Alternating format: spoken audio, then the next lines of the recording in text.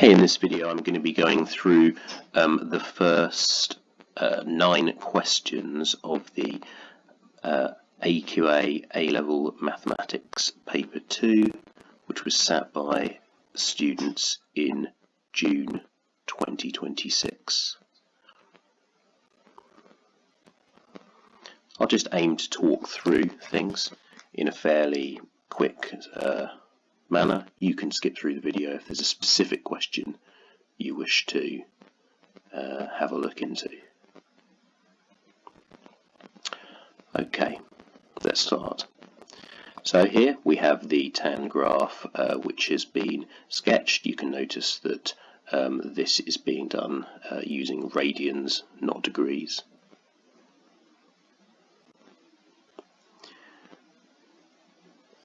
Arctan graph is the inverse graph, and that should be reflected in the line y equals x. That's the best way to determine this.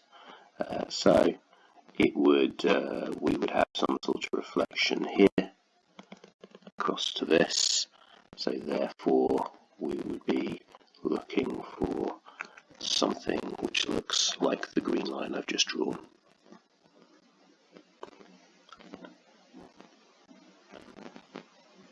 And that is the final option.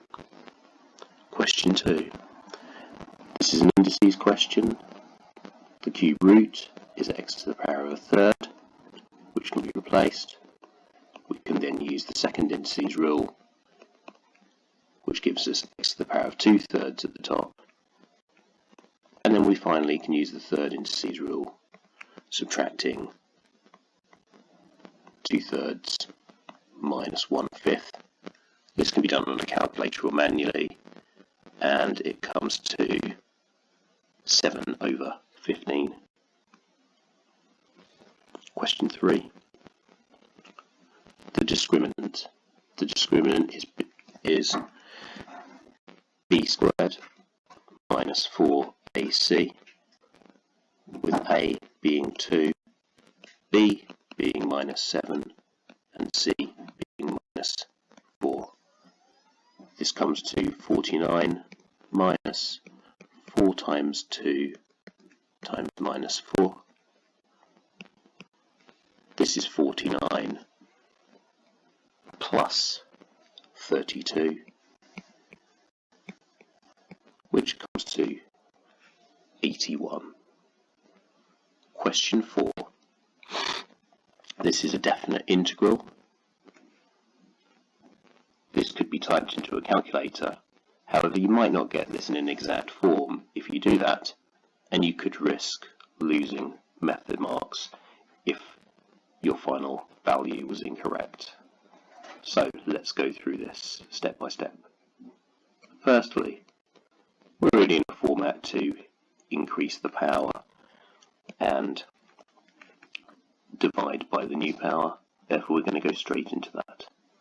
3x to the 3/2, that's the same as 1.5, divided by 3/2 minus 4x squared over 2. We don't need a plus c on this one because it's definite, but we do need to retain the 2 boundaries. Tidying this up a little bit, we'll turn this into 2x to the 3/2 minus 2x squared. Again, we need to retain the boundaries. Substituting in, we will get 2 times 2 to the power of 3/2 minus 2 times 2 squared. The second one, if you sub the 0 in both places, you will get 0. We should just show that's being subtracted. 2 to the power of, we're adding the 1 and the 1.5, so we're getting effectively 2.5 there, or 5/2. And this comes to 2 cubed, which we know is 8. This is 2 to the power of 5 to the power of a half minus 8. Power of a half is the square root, so therefore a is 32 and b is minus 8. We're fine too. We could write this separately. But you're likely to get the marks even if you just got to there. The next question. Question 5. This is a quotient rule question. You'll find that in the formula book. Let's just write out the structure of that. V u dash minus u v dash over v squared. That's when you're integrating something with a function u over a function v. Okay, just as a reminder. Now we've got that ready, we can set out our 4 things required for the formula. Our u is 3 to the x, our v is the denominator, which is x squared minus 5. When we differentiate this, we have to remember the chain rule. The chain rule says that if we need to multiply by the differential of 3x, which is 3 in this case, e to the 3x times 3. This one's done in a standard way to give us 2x. We can now put it into the formula here I've put in the box. We'll do it on the right hand side.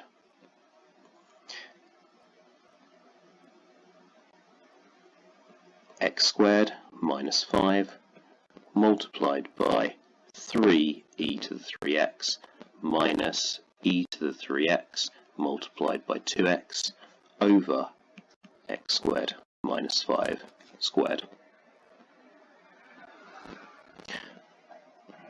We just tidy this up at the top.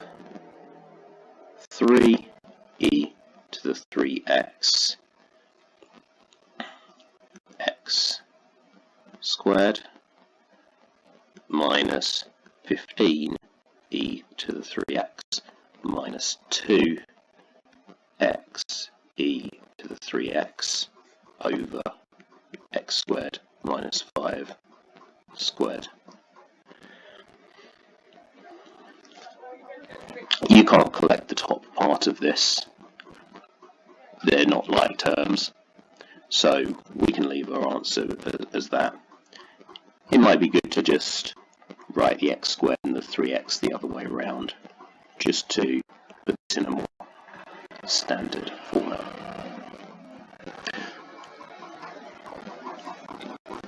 Question 6. This shows the sin x graph. We're using radians because that's specified here.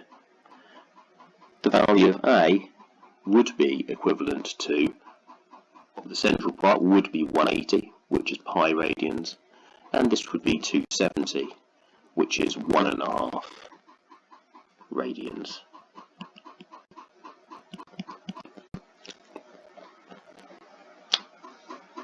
Next question, still question 6. We're on the sin 2x graph.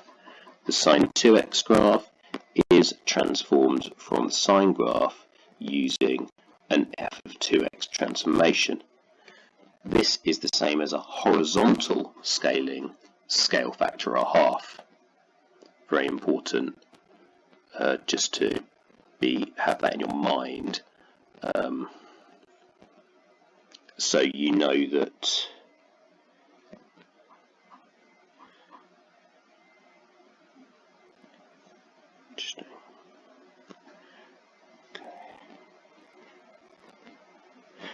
so we know that we can sketch it.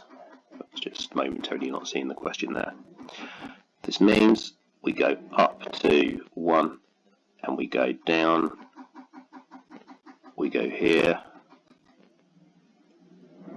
we go here to here. So we effectively do 2 cycles in the same amount of time. To guarantee the mark, we can place in some of the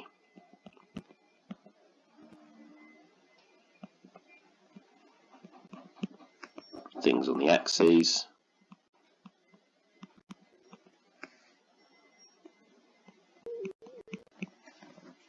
But maybe the values weren't necessary based on the mark scheme, but always when you're sketching, do write in your values.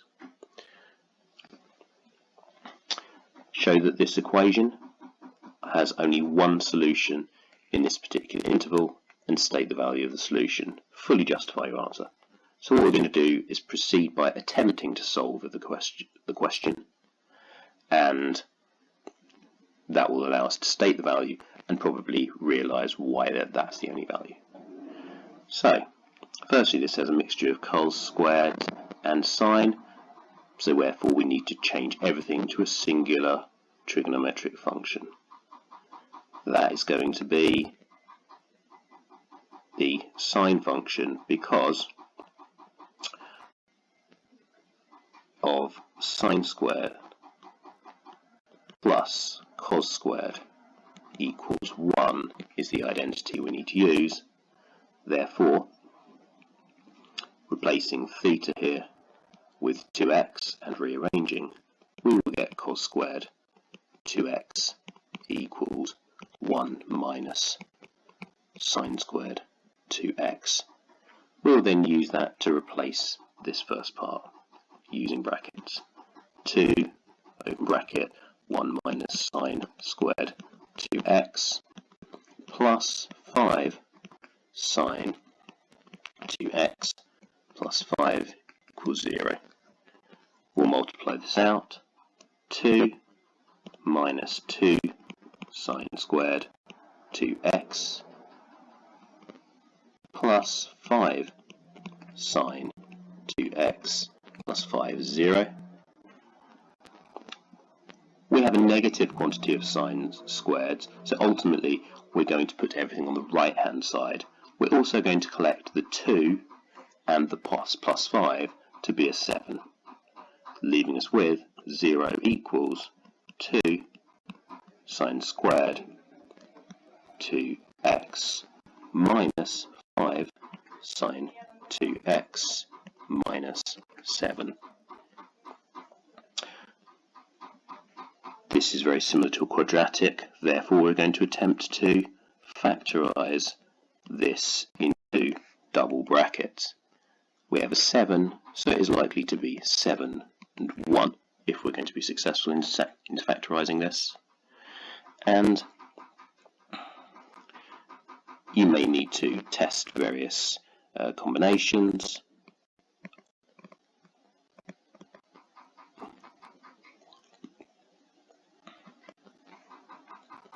This is the combination and the correct factorisation that works. Please do multiply this out and convince yourself this is the correct one, because proceeding with an incorrect factorisation will cost you between 2 and 3 marks out of this 5-mark question. So, how do we extract solutions from here? We set each of these brackets to 0 and further solve each of these here. On the left hand side we get sine of 2x equals minus 1, and we do arc sine of minus 1.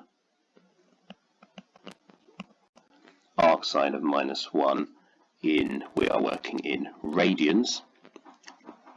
Let's just do a quick sketch here. You could use your graphical calculator to support you on this one. We are looking for this bottom coordinate here. The x value of the bottom coordinate there, as we saw from the first thing, is 3 over 2 pi. Halving this, we will get x equals 3 over 4 pi. Because we're working with a range of 0 to pi, your next solution, if you were to do that, would be out of the range, because it would be, I'm just not going to write this down, but it would be 7 over 4 pi, which would not be in the range. Proceeding with the right hand one, we get 2 sine of 2x equals 7, sine 2x equals 7 over 2, which is 3.5. To justify why this doesn't work, we can put 2x equals this, and we can write no solution. 3.5 is greater than 1, and we know that the range of sine 2x is only between -1 and 1, so there'll be no solutions.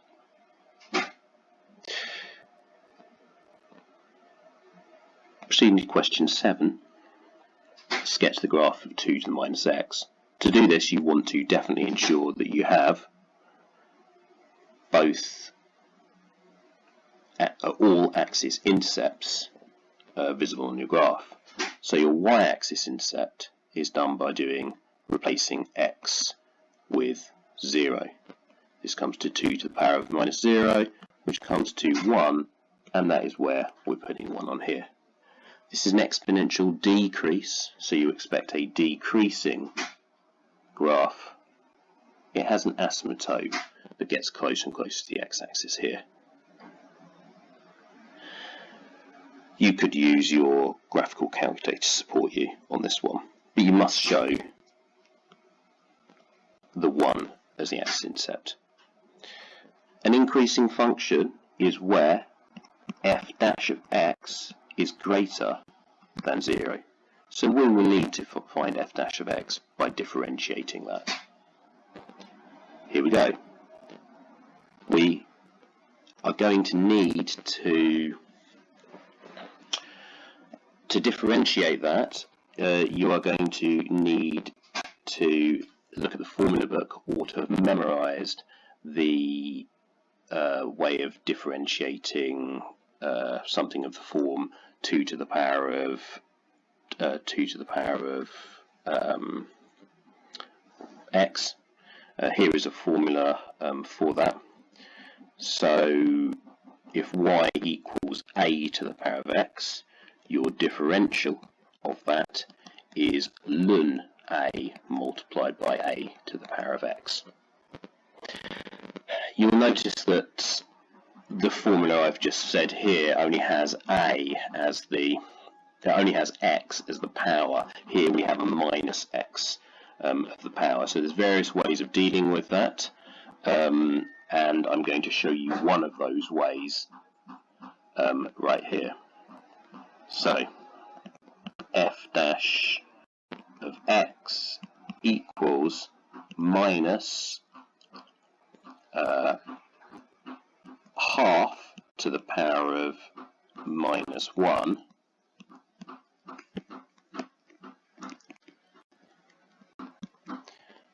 to the power of minus x. So I have turned the number 2 here into half to the power of minus 1.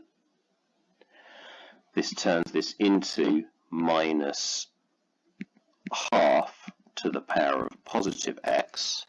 I can use my formula, which is up there, so this should actually be f dash of x at this stage. Now we're ready to differentiate it. We've reformatted it using those indices rules. We can now use our formula with an a of a half. This gives us minus ln a half multiplied by a half to the power of x.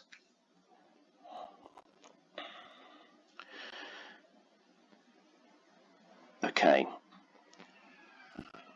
Why is this always a positive value? Minus ln half is positive, so this is a positive number multiplied by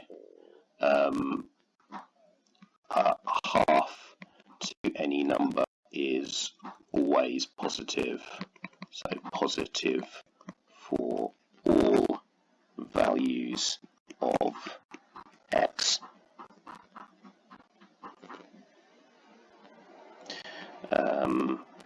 This is 2 to the minus x, which is shown in C graph in part A.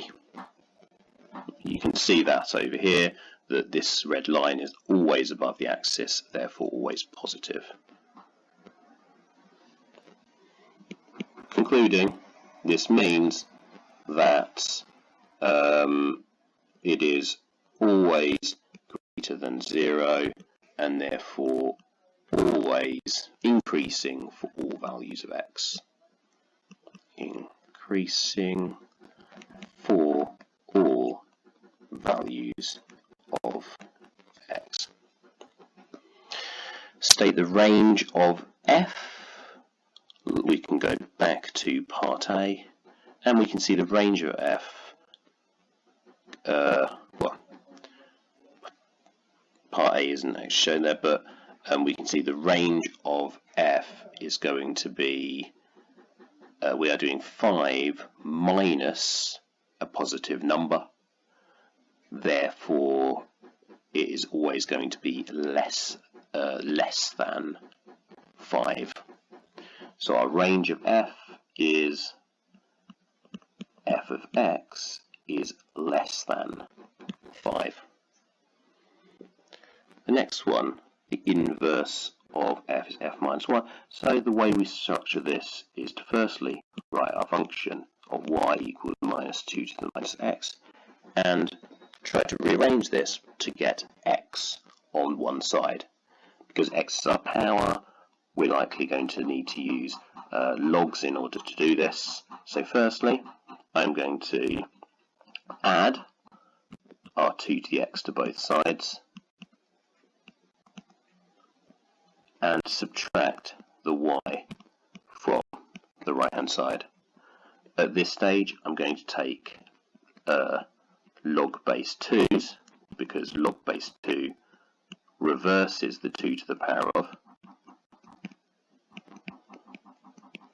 You could take any type of log, even a natural log at this stage, but this is the tidier way of doing it because a log base 2 directly reverses a 2 to the power of, and this just left hand side turns into minus x. We'll then write down x equals minus log 2, 5 minus y, and this means our f minus 1, our inverse function, is equal to minus log 2, 5 minus x, because our final thing is to swap the y. Once we've changed the subject to the formula, is to swap the y's with x's. The domain of f minus 1 of x is the same as the range of f of x. The range of f of x has been put into part B, part 2, so it is exactly the same answer of x, in this case because we're stating a domain, is less than 5. Now, we also need to check that all the values less than 5 could be put into our our inverse function. You'll see that all of them would go into that, because even if x was minus 10, we would be doing 5 minus minus 10, which is log 2 or 15. So there's no issues going to be caused where you're going to generate a negative number with this. So that is the final answer. No further thought needed other than knowing it was the same as what we stated in part 7b, part 2, because of that fact. The domain of the inverse function is the same as the range of the original function.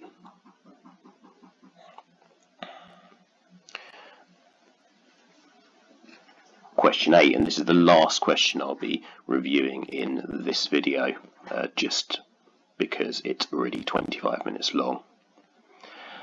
This is a summation formula, and it says verify that minus 2 is a solution. When we see the word verify, we can replace x with minus 2, and we can use that value. It's not the same as a show that. So let's just write it out with our minus 2 here. This is going from r equals 1 up to 3, minus 2 to the power of r plus r. Let's evaluate this here. Firstly, we're going to place 1 into this. We're doing minus 2 to the power of 1 plus 1. That will be our first term in our summation. Our next one is where we replace r with a 2. And that's what we get, our second term in our summation. And thirdly, we're replacing r with 3. And this gives us the third term to sum. We need to show this because it's a verify question, so it needs to be clear. Minus 2 plus 1 is minus 1. This comes to 4 plus 2, which is 6. And this one here comes to minus 8 plus 3, which is minus 5. And this sums to 0. So we've successfully verified that. 8b. Prove that the equation has exactly one real solution. 6 marks. Firstly, I'm looking at the term one real solution. This usually comes up in the use of the discriminant and solutions for quadratics. So I have that in the back of my mind already, that piece of knowledge, and that phrasing, one real solution, b squared minus 4ac equals 0. I'm now going to look at the actual question at hand. Here we go. So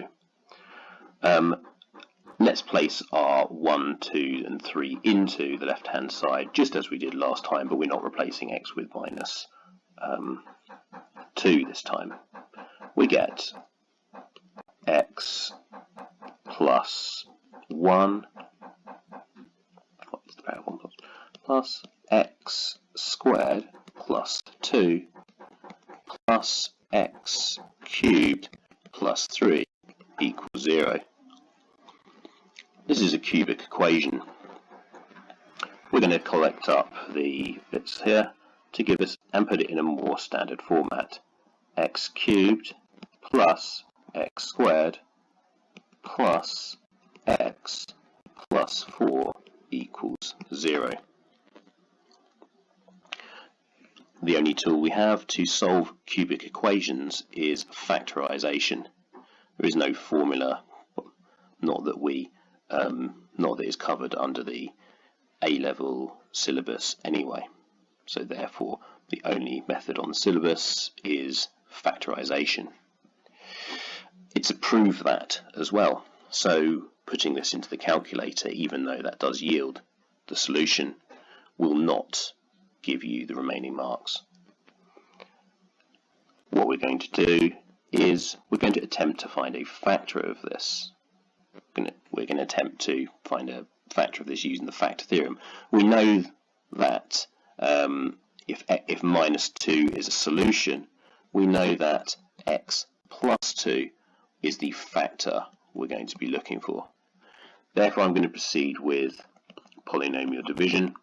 There are alternative methods to finding out our quadratics. This is my preferred method because it works in all complexities of question and is a very standard procedural way of doing it. Other methods, the other easier methods might exist, but this is the foolproof method.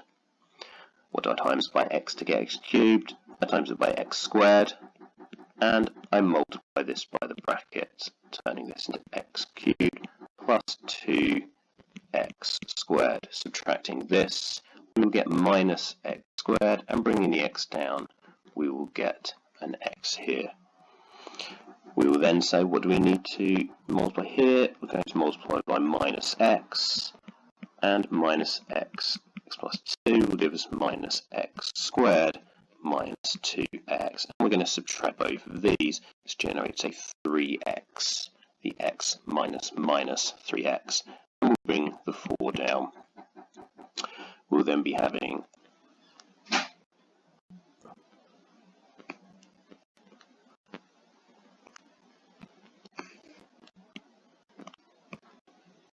and 3x plus 6, subtracting this gives us 0. This means that the cubic above there can be written as x plus 2 x squared minus x plus 3 equals 0. There are no solutions to this because using b squared minus 4ac, we will get minus 1 squared minus 4 times 1 times 3, and this comes to minus 11. This is less than 0, so there are no solutions here. The only solution is from this one. Our only solution.